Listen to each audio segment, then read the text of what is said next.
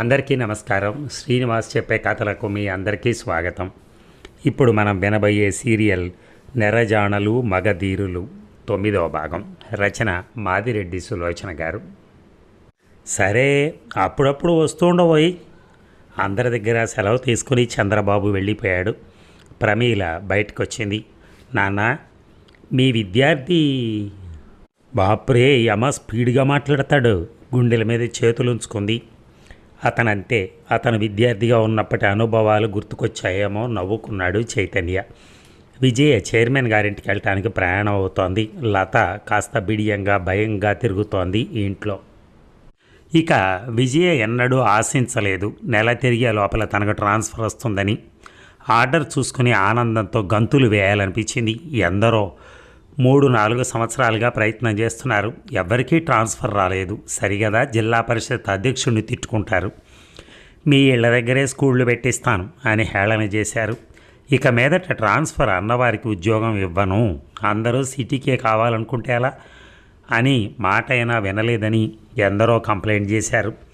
అలాంటిది తను పరిస్థితి చెప్పి వీలుంటే చూడమంది. ప్రాధేయపడలేదు. రికమెండేషన్ తీసుకుని వెళ్ళలేదు. చూస్తాను వెళ్ళు అన్నాడు. అతడు అలా ఏకవచనంతో సంబోధించినందుకు బాధపడినా అతని మంచి మనసుకు నిక్కచ్చితనానికి ముచ్చటపడింది. గబగబా రాజా ఉన్న చోటకు వచ్చింది.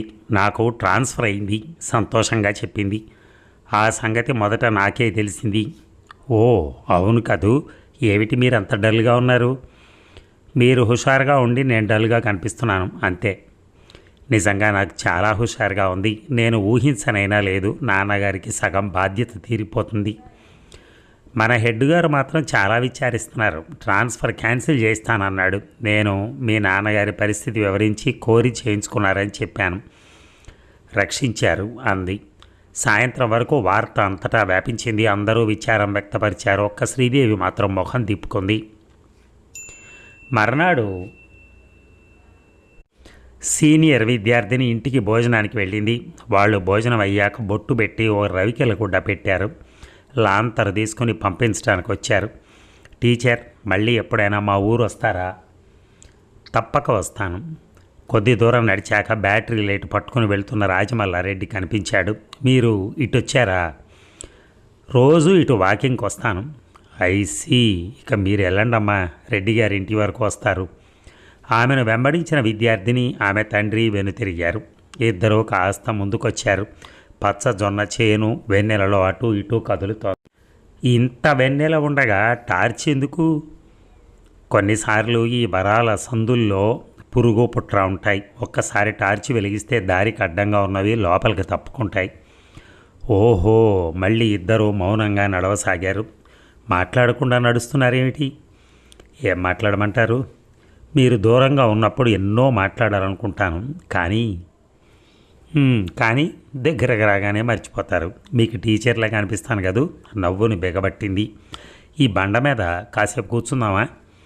స్టేషన్కి దగ్గరగా ఒక బండ ఉంది, దానిపై కూర్చున్నారు. రెండో చివర కూర్చుంది విజయ. మరో 2 నిమిషాలు మౌనంగా దొరిలే. విజయ, ఏమిటి? ఏం లేదు, మా అమ్ములు ఉత్తరం వచ్చింది. ఏమిటట? మా వాసు అలిగి మా ఇంటికి వెళ్ళాట. మీ అమ్ములు గట్టిదే, ఏ క్షణాల్లోనైనా మెత్తబడచ్చు. మామయ్య సాధిస్తున్నట్ట, ఒకసారి వెళ్ళి రావాలి. వీకెండ్కి రాకూడదు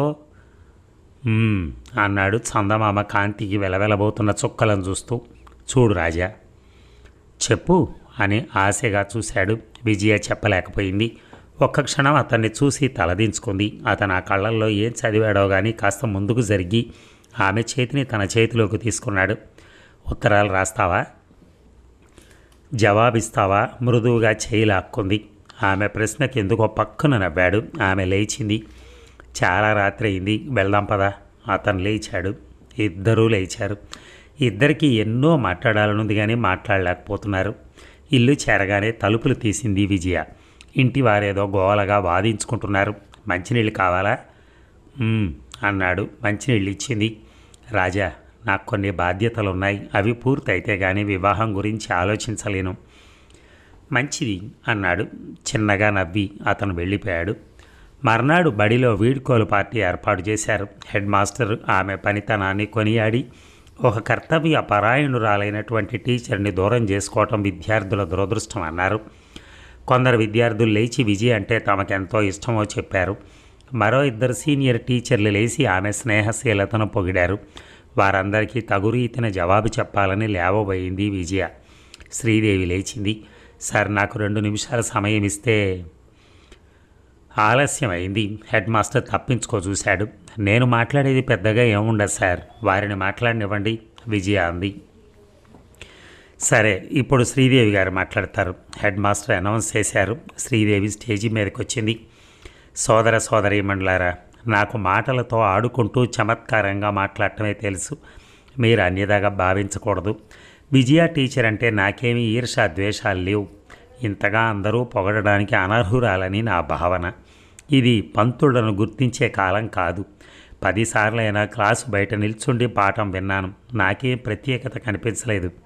ఒకరోజు కాపీ కొట్టడానికి కారణం ఉపాధ్యాయులంటూ తోటి ఉపాధ్యాయులను అతి నీచంగా కించపరిచారు. ఉపాధ్యాయులు పాఠం చెప్పక కాపీలు కొడుతున్నారట. తోటి ఉపాధ్యాయులకి ఎంత అవమానకరమో చూడండి. ఆమె వాగ్ధోరణికి అందరూ నోట మాట రానట్టుండిపోయారు. మరికొంతసేపు తన గొప్పతనం చెప్పుకుని స్టేజీ దిగింది. విజయ ఆమె మాటలను ఖండిస్తుందని అందరూ ఆదుర్దాగా ఎదురు చూడసాగారు. కలహ భోజనులకు చాలా కుతూహలంగా ఉంది. విజయ స్టేజీ ఎక్కింది. సోదర సోదరీమణులకు నమస్సులు. నన్ను ఆదరించిన విద్యార్థులకు శుభాకాంక్షలు.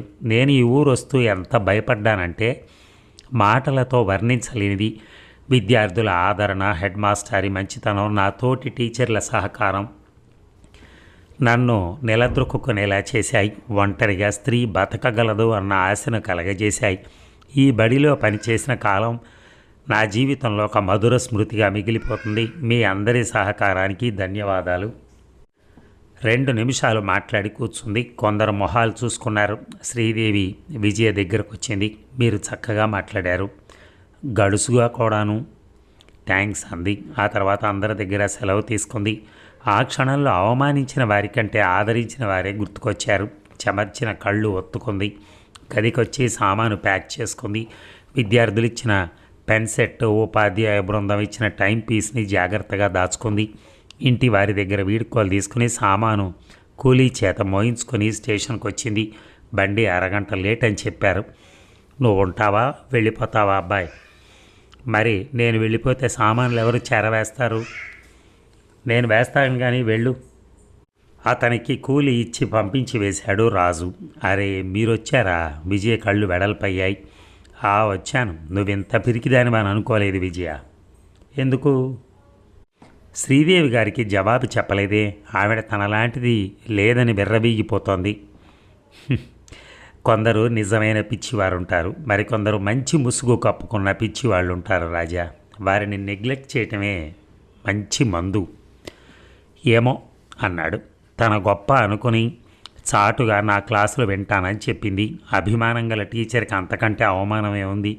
నిశ్చలమైన అభిప్రాయాలు, స్థిరమైన వ్యక్తిత్వం లేని వాళ్ళంటే నాకు ఒక విధమైనటువంటి ఎలర్జీ. నేను అనేది చూసేవారికి నువ్వు చేతగాని దానిలా కనిపిస్తావు. నేను అనేది అది అని మీరు అనుకుంటారు. 4వ తరగతి అమ్మాయి కూడా మంచి చెడ్డలు నిర్ణయించుకోగలదు. ఈ సమయంలో ఆవిడ విషయం మనకెందుకులే కానీ, ఎప్పుడొస్తున్నావు? ఎల్లుండి. ఈ ఊళ్ళో ఇంకా ఉండాలని లేదు. మరి ట్రాన్స్ఫర్ కోసం ప్రయత్నిస్తావా? ఉద్యోగమే వదిలిపెట్టాలనుకుంటున్నాను. మరి ఏం చేస్తావు? అడిగింది ఆదుర్దాగా. నీకు బర్డెన్గా ఉండనులే, నవ్వాడు రాజా. అతను సీరియస్గా ఉంటాడు. ఎప్పుడో ఒకసారి నవ్విన నవ్వు చాలా అందంగా ఉంటుంది అనుకుంది. ముగ్ధురాలైనట్టుగా చూసింది. వ్యవసాయం చేద్దాం అనుకుంటున్నాను. నీ ఇష్టం రాజా అంది. నాకు వ్యవసాయంలోని మంచి చెడ్డలు తెలియవు. ఇంకా ఏదే నిర్ణయించుకోలేదు. ఆదివారం వస్తానుగా. వీలుంటే సికింద్రాబాద్ వెళుతూనో వస్తూనో అమ్ముల్ని కలుసుకో. ప్రయత్నిస్తాను. ఇద్దరు బడి ఇల్లు అంటూ కబుర్లలో పడ్డారు. సమయం గడిచిందే తెలియలేదు. దూరం నుంచి నేను వస్తున్నాను హో అంటూ బండి కోత వినిపించింది. ఇద్దరు హడావిడిగా సామాన్లు తీసుకుని లేచారు. ఇక విజయ కొత్త బడిలో జాయినింగ్ రిపోర్ట్ ఇచ్చి మధ్యాహ్నం వరకు ఉండి ఇంటికి బయలుదేరింది. దారిలో అమ్ముల్ని చూడాలని దిగి అమ్ముల దగ్గరికి వెళ్ళింది. తనను తాను పరిచయం చేసుకుంది. ఏమోనండి, చావు రాదేమో అనిపిస్తోంది. కంట తడి పెట్టింది. మీరు ధైర్యంగా ఉండండి. ఈ తరము యువతి మాట్లాడవలసిన మాట కాదమ్మా ఇది. ధైర్యంగా నిలబడి సమస్యలను ఎదుర్కోవాలి అంది. ఎవరు? కొండారెడ్డి వచ్చారు. నన్ను విజయ అంటారండి. మీ అల్లుడు విసిరిన వలలో పడబోయిన నా చెల్లెలని రక్షించుకున్నాను అని క్లుప్తంగా చెప్పింది. అతనికి అందరిపైన కోపంగా ఉంది. మీరు రక్షించుకున్నారో భక్షించుకున్నారో మా అమ్మాయి జీవితం నాశనం అయింది. అతను కంటతడి పెట్టుకున్నంత పనిచేశాడు. విజయకు జాలేసింది. సంతానం లేకపోతే ఒక బాధ, సంతానంలో ఆడపిల్లలే అయితే ఆరాటం, ఇక అందున వారు అంగవిహీనులో అతి తెలివి పరులు అయితే మరో బాధ అనుకుంది. అధైర్యపడకండి బాబాయ్ గారు. ఒకనాడు ఆడపిల్లకు బురకా వేశారు, ఇంటికే పరిమితం చేశారు. ఈనాడు మన సాంఘిక పరిస్థితులు మారాయి. నలుగురిలో తిరిగితే సమాజం అంటే ఏమిటో అర్థమవుతుంది. తన సమస్యలు తానుగా పరిష్కరించుకునే గడుసు తను నేర్చుకుంటుంది. విచ్చలవిడిగా తిరగటం మా ఇంటా వంట లేదు. ఇంటా వంట లేవని మీ కూతురి జీవితాన్ని మీరే నలిపేస్తారా? ఏం చేయమంటావు? ఏమీ లేదు. ఆమెను ఇంట్లో బంధించకూడదు. అప్పుడప్పుడు బయటికి తిరగనివ్వండి. అప్పుడప్పుడు మా ఇంటికి రా. అలాగే మీ అత్తవారింటికి కూడా వెళ్ళమ్మా. అలాగేనండి. అతను హృదయం మార్చుకుంటే సరే, లేదంటే నీకు సంఘంలో బతకటానికి కావలసిన డబ్బు పరపతి ఉన్నాయి. అదొక్కటే చాలా కళ్ళు ఒత్తుకుని అడిగింది అమ్ములు. మరి ఏం చేస్తావు? అలంకారప్రాయంగా ఆ భర్తను భరిస్తావా? చూడమ్ములు, నీ కన్ను అందంగా కనిపించాలంటే కలర్ గ్లాసులు కొనుక్కో. నీకేదో తక్కువైందని బాధపడకు అని ఆలోచనలో పడింది అమ్ములు. మరో 10 నిమిషాలుండి కాఫీ ఇస్తే తిరిగి వచ్చేసింది విజయ. విజీ, నీ ఇష్టసఖి 2 సార్లు కబురు పంపిందే. ప్రమీల వచ్చింది గదిలోంచి. రమా కబురు చేసిందా? అనుకోకుండా ఆలస్యం అయింది. ఇప్పుడు అది క్లినిక్కు వెళుతుందేమో. విజయ బట్టలు మార్చుకుంది. ఎలా ఉంది మీ బడి? బడికే 4 బ్లాకులు, బ్లాకుకు 4-5 గదులు, ఆఫీస్ రూము వగైరాలతో బాగానే ఉంది. అది కాదే తల్లి, మీ స్టాఫు, హెడ్ మిస్సెస్ మరీ బాగుందే. జాయినింగ్ రిపోర్ట్ ఇస్తూనే అందరిని ఎలా పరిశీలిస్తాను? నాన్నగారేరి? రావు గారు కబురు పంపారే, లతను తీసుకుని వెళ్ళిపోయారు. సుశీలమ్మ చెప్పింది. మళ్ళీ పెళ్లి సంబంధమా? అనుకుంటాను అందామె. విజయ కాళ్ళు కడుక్కొని వచ్చి పేపర్ తీసుకుని కూర్చుంటూ ఉండగానే చైతన్య వచ్చాడు చిన్న కూతురు సాయంతో. వచ్చావా అమ్మా? కూతురుని ఆప్యాయంగా చూస్తూ ఎదుటి కుర్చీలో కూర్చున్నాడు. ఏమైంది నాన్న సంబంధం? ఏమిటోనమ్మా, అమ్మాయి ఆశలు అబ్బాయిల కోరికలు చూస్తే మతిపోతోంది అన్నాడు. ఏం జరిగింది నాన్న? ఏముందమ్మా, వాళ్ళకేమో అబ్బాయి అమెరికా వెళ్తాట, అమ్మాయి కూడా ఫారిన్ వెళ్ళే పరీక్ష పాస్ అయి ఉండాలట. పోనీ ఈసారి ఇస్తుంది. అదే చెప్పాను. వాళ్ళు అంగీకరించాక సుందరమ్మ పేచీ పెట్టింది. వాళ్ళది పెద్ద కుటుంబం అట. అత్త ఆడబిడ్డల ఆరాళ్ళు తన కూతురు భరించలేదట. అబ్బాయి ఫారిన్ వెళ్ళిపోతే రమ ఇక్కడెందుకుంటుంది? వివాహం కాగానే వెళ్ళటానికి లేదు కదా. My God! విజయ ఆశ్చర్యపోయింది. అత్త ఆడబిడ్డలంటే ఎంత చులకన. ఒక ఇంటి కోడలు మరో ఇంటి ఆడబిడ్డ కాదా? జనం ఇలా మారిపోతున్నారే. విజయమ్మ, అత్తయ్యకి ఉత్తరం రాశాను, వచ్చే వారం అబ్బాయిని తీసుకుని వస్తానంది. తండ్రి మాట పూర్తి కాకపోవడం ఏదో పనున్నట్టుగా వెళ్ళిపోయింది లత. సరే, కొడుకు ఇంజనీర్ ఏమో, ఎన్ని వేలు అడుగుతుందో. మనకు అందుబాటులో ఉంటేనే, లేకపోతే మరొకటి చూసుకుందాం అన్నాడు. నమస్తే సార్. చంద్రబాబు వచ్చాడు. రాబోయే ఏంటి విశేషాలు? విజయ అతనికి నమస్కరించి ఇంట్లోకి వెళ్ళిపోయింది. మీరే చెప్పాలి సార్. అతను కూర్చున్నాడు. మా అమ్మ రోజు పోరుతోంది సార్, ఇంటికి వెళ్ళటమే పాపం. ఎందుకో పెళ్లి చేసుకోమనేనా? అవునండి. ఇప్పుడేం తొందర చెప్పండి నాకు. మరి నీకు ఇష్టం లేదా? ఇష్టమని కాదు, ఇక భార్య వస్తూనే మీ అమ్మ మీ వాళ్ళు వద్దు అంటే ఏం చేయాలండి? అది పాయింటే అన్నాడు చైతన్య. చంద్రబాబుని గత 2 నెలలుగా చూస్తున్నాడు. విద్యార్థి దశ వదిలేక అదే చిరునవ్వు, అదే గలగల మాట్లాడటం, అదే నిర్మోహమాటం ఉంది. సమర్థుడు, సహృదయుడన్న భావన కలిగింది. బాగా పరిచయం ఉన్న కుటుంబంలోని అమ్మాయి అయితే చేసుకుంటాను సార్. చూద్దాం అన్నాడు. ఎప్పట్లాగా అరగంట కూర్చుని వెళ్ళిపోయాడు చంద్రబాబు. ప్రమీల దీపాలు వేసింది. రండి. విజయ ఉదయం అనగా తిన్న తిండి సుశీలమ్మ పిలిచింది. అందరూ కూర్చుని భోజనాలు చేస్తున్న లత తల వంచుకుంది. ఏమ్మా, ఒంట్లో బాగాలేదా? చైతన్య అడిగాడు. నాకేం బాగానే ఉన్నాను అంది. అందరికంటే ముందు భోజనం ముగించి లేచి వెళ్ళిపోయింది. తర్వాత ప్రమీల కూడా వెళ్ళింది. చదువుకునే పిల్లలు తమ గదిలోకి వెళ్ళి కూర్చోవటం మామూలే. విజయ తండ్రి దగ్గరే చాలాసేపు గడిపి గదిలోకి వచ్చింది. తెల్లవారితే 2 బస్సులు మారి బడికి వెళ్ళాలి. ప్రమీల నిద్రపోయింది. అది అప్పుడే నిద్రపోయింది ఏమిటే? టెస్ట్ అంటూ 3 గంటలకే లేచింది. లత ముందున్న పుస్తకం మూసొచ్చింది. అక్క మంచం చివరన కూర్చుంది. నిద్ర వస్తుందా? అక్క ఒక విషయం అడిగేదా? ఏమిటి? దానికి పర్మిషన్ తీసుకోవాలా? అది కాదక్క, ఒకసారి తప్పు చేస్తే దానికి క్షమ లేదా? ఎవరన్నారు? అనాలా? మీరంతా చేస్తున్నది ఏమిటి? నాన్న అత్త కొడుకుని రప్పిస్తానంటే నువ్వైనా అడ్డు చెప్తావు అనుకున్నాను. లత కళ్ళు చెమర్చాయి. పమిటతో ఒత్తుకుంది. విజయ ఆశ్చర్యంగా చెల్లెల వంక చూసింది. బాధ ఆమె మొహంలో స్పష్టంగా కనిపించింది. నీకిష్టం లేని పెళ్ళి మాత్రం జరగదు. ఎందుకు జరగదు? అమ్మ 10 సార్లు అంది. దాన్ని అడిగేది ఏమిటని? తెలియక ఏదో తప్పటడుగు వేయబోయానని అంగీకరిస్తున్నాను. ఇక ముందు అలా జరగదని కూడా హామీ ఇస్తున్నాను. నా కోసం వరుడుని కొనొద్దక్క, బావురుమంది. లత భుజం ఆప్యాయంగా తట్టింది విజయ. మన ఇష్టం లేని పని ఏదైనా నాన్నగారు చేశారా? ఇప్పుడు చేస్తున్నారు. మూర్ఖంగా శ్రీనివాస్కి ఏదో అన్యాయం జరిగిందని అలా చేశాను. నాకు వివాహం చేసుకోవద్దని లేదు. మీ ఇద్దరిది అయ్యాక చేసుకుంటాను. నాకు చదువుకోవాలనుంది అంది ఆత్మవిశ్వాసం ఉట్టిపడే స్వరంతో. నీకు చదవాలనుంటే వివాహం చేసే అంత మూర్ఖురాల్ని కాదు. నాన్నగారితో మాట్లాడతాను అంది. లత ఆనందంతో అక్క దగ్గరే పడుకుంది. పిచ్చిది అనుకుంది. 5 నిమిషాలకి లైట్ ఆర్పేసింది. ఇక మా ఉసురు తప్పక ముడుతుంది. నంగనాచిలా కొడుకుని ప్లేన్ ఎక్కించి ఏమీ ఎరగనంటాడు. గొంతు చించుకుని అరుస్తున్నాడు చౌదరి. వాడు అమెరికా వెళ్ళేది నీకెంత తెలుసో నాకు అంతే తెలుసు. అమ్మని తీసుకుని బొంబాయికి రా అన్న టెలిగ్రామ్ చూసుకుని అడలిపోయాను. వాడు ప్రయాణం పెట్టుకున్నాడని ఏమాత్రం తెలిసినా నీకు చెప్పేవాడిని. రావు సంజాయిషి. చాలేవయ్యా, మర్యాద లేని మనుషులు ఎందుకయ్యా? ఇంజనీరింగ్ చదివాడు, డిగ్రీలు కాల్చుకోవటానికే. మీరు డాక్టరీ చదివారు కదండి, కాస్త కూస్తో మనస్తత్వ శాస్త్రం కూడా చదివి ఉంటారు. బలవంతంగా బ్రతిమాలి బహుమతి ఇచ్చి పెళ్లి చేస్తారా? అప్పుడే బయటకు వచ్చిన రాజేష్ అడిగాడు. ఏమన్నావు? మీరు విశ్వాసం లేనివారు. డబ్బు చేతికొచ్చింది ఎన్నైనా అంటారు. మాటలు తిన్నగా రానియండి. మీ డబ్బుతో మేము చదువుకోలేదు. రాజేష్ ముందుకు దూకాడు. రాజేష్, నువ్వు బయటికి పదా. తండ్రి కోపడ్డాడు.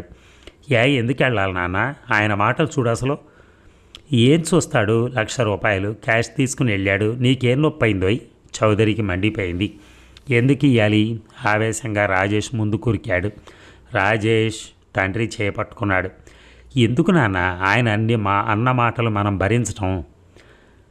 ఆ విశ్వాసఘాతకుణ్ణి కన్నందుకు. రావు ఆవేదనగా జవాబిచ్చాడు. రాజేష్ తండ్రి చేతులను విడిపించుకున్నాడు. ఈ పెద్ద మనిషి మనల్ని అడిగి చేశాడా? అన్నయ్య వద్దు వద్దు అంటుంటే రూర్కి ఎలా వెళ్ళి వాడికి డబ్బాసి చూపి పెళ్లి చేశాడు. అనుభవించనివ్వండి. ఉరిమి చూశాడు. అవును, దరిద్రులను బాగు చేద్దామని పాటుపట్టడం నాదే బుద్ధి తక్కువ. మాటలు జాగ్రత్తగా రానియండి. మేం దేహి అని అడగలేదు. మనుషులకు మనస్సులకు బేరం పెట్టావు. అనుభవించు. అనుభవిస్తాను. మీ అంతు కూడా చూస్తాను. నా బిడ్డ బ్రతుకుతో ఆడుకున్న మీకు పుట్టగతులుంటాయా? గతి లేక ఆడపిల్ల సంపాదనతో బ్రతికే మీ బ్రతుకులు ఒక బ్రతుకులేనా? మీ అమ్మాయికి పెళ్ళి ఎలా అవుతుందో చూస్తాను నేను. ఇంకొక్క మాట మాట్లాడినా మర్యాద దక్కదు. జాగ్రత్త. అదే మీ అంతు చూడందే నిద్రపోనరా అని హుంకరిస్తూ వెళ్ళిపోయాడు చౌదరి. అంతవరకు గుమ్మల్లో నిల్చున్న రామ, విజయ లోపలికొచ్చారు. ఏమిట్రా అన్నయ్య? ఏం లేదు, విసురుగా వెళ్ళిపోయాడు రాజేష్. అతని మొహం పండిన టమాటా పండులా ఉంది. ఏముందమ్మా మా కర్మ. తేలిగ్గా గాలి పీల్చుకుని సోఫాలో కూర్చున్నాడు రావు. అతనికి తుఫాను వచ్చి వెలిసినంత తేలికగా ఉంది. అబ్బా, ఈ వేదాంతం ఎప్పటికీ ఉంటే చాలు. అసలు సంగతి ఏమిటి నాన్న? అసలు మీరెప్పుడు వచ్చారు? మీ అన్నయ్య సంగతే. ఉదయమే వచ్చాం. మా కర్మకి బండి 4 గంటలు లేటు. సుభాష్ మనకు తెలియకుండానే అమెరికా వెళ్ళే ప్రయత్నాలు చేసుకున్నాడు. అంతా పూర్తి చేసుకుని చెప్పకుండానే వెళ్ళిపోదాం అనుకుని బొంబాయి చేరాక మనసు ఉండబట్టలేక మాకు టెలిగ్రామ్ ఇచ్చాడు. అన్నయ్య వెళ్ళిపోయాడా? ఆదుర్దాగా అడిగింది రమ. మొన్న రాత్రి వెళ్ళిపోయాడు. ఈ పాటి కాలేజీలో ఉండొచ్చు అన్నాడు. ఏ స్టేట్కి వెళ్తా అన్నాడు? మౌంటానాకు పెడతానన్నాడు. వాళ్ళు పట్టుకుని ప్రాధేయపడినా తన ఇష్టం లేనిది చేయలేదు కదా. ఇది అన్యాయం అంకుల్, విజయ అంది. అయ్యో, వెళ్ళి మీ ఆంటీని అడుగమ్మా ఎంత ప్రాధేయపడ్డానో. ఎన్నడూ లేనిది తిట్టాను కూడా. వాడు ఉలకడు పలకడు. చివరికి తల్లి తల బాదుకుంటే ఒకటే మాట అన్నాడు. నేను ఇక్కడ స్థిరపడ్డాక పిలిపించుకుంటాను. అది ఎప్పుడో మాత్రం చెప్పను. ఇక మేమేం చేయాలి? రావు బాధగా అన్నాడు. చౌదరి గారే మూర్ఖుడు అంటే అన్నయ్య పరమ మూర్ఖుల్లా ఉన్నాడు. రమ బాధగా అంది. అమ్మ లేదా రమ? ఉందేమో, నేను వాళ్ళని ఇదే చూడటం. కొడుకు మాటలకు బెంగ పెట్టుకుందేమో. నిన్నటి నుంచి ఒకటే జ్వరం. రావు చెప్పాడు. ఇద్దరు లేచి వెళ్ళారు సుందరమ్మ గదిలోకి. ఆమె మూలుగుతోంది. అమ్మా వచ్చావటే తల్లి? రమా, సుబ్బు ఎంత పనిచేశాడో చూడవే. కొడుకు కోడలు తిరిగితే చూసుకునే యోగం అలా ఏడ్చింది. ఊరుకో అమ్మా, ఇప్పుడు ఏమైంది? అన్నయ్య నలుగురిలో తిరిగితే వాడే మారిపోతాడు. స్థిరపడ్డాక తీసుకుపోతానని అన్నాడట కదా. ఏమన్నాడు ఏమోనే అమ్మ. ఇంటి పక్కిల్లు ఎలా వేగనే. అందుకే పెద్దలు అన్నారే తల్లి, ఓరి ముందర చేను కాకుల పాలు, ఊళ్ళోని బియ్యం కయ్యాల పాలు అని. ఆవిడ నోరు ఎండుకుపోయింది. నీరు కోసం తడుముకోసాగింది. విజయ గ్లాస్తో నీళ్ళిచ్చి తాగించింది. విజయ, ఎన్నో కలలు కన్నానే. కూతురు పెళ్లి చేద్దాం అనుకుంటే అది కుదరదు. అమ్మా పిచ్చ, మనం అనుకోగానే ఎలా వీలవుతుంది? రమ కసురుకుంది. ఓ ఇంజక్షన్ ఇచ్చి పాలు బ్రెడ్ తల్లికిచ్చింది బలవంతంగా. విజయ కూడా ఓదార్చాక ఆవిడ కాస్త కుదుట పడింది. ఆ తర్వాత అందరి భోజనాలు అయ్యేసరికి రాత్రి 8:30 గంటలైంది. ఇక వెళ్తానే లేచింది విజయ. నేను పంపించొస్తాను. రమ చెప్పులు వేసుకుంది. బాగుంది తెలివి. మళ్ళీ నిన్ను పంపడానికి నేను రావాలా? నేను పంపించి వస్తానే రమ. రాజేష్ వచ్చాడు. ఇద్దరూ బయటకు వచ్చారు. చౌదరి గారు చాలా మూర్ఖంగా మాట్లాడాడు విజయ. అతని స్వభావం నాకు తెలుసు. సాధువు లాంటి నాన్నగారిని ఎత్తి పొడుపు మాటలని నొప్పించారు. విజయ ఒక మాట అడిగేదా? తప్పకుండా అడుగు అంది. నువ్వు అనలేదే. నా వీలును బట్టి చేసుకుంటాను. నాన్నగారు దాదాపు కోలుకున్నారనే చెప్పచ్చు. బరువుగా అడుగులేస్తున్నారు, కానీ చెయ్యి పూర్తిగా స్వాధీనంలోకి రాలేదు. ఇంకా జూన్ వరకు రావచ్చు. ఆయన ఆరోగ్యం కుదుట పడ్డాక అప్పుడు ఆలోచిస్తాను అంది. మరి ఈ భాగం ముగిద్దామా? మళ్ళీ ఇంకొక 2 అవర్స్లో విందాం. Thank you.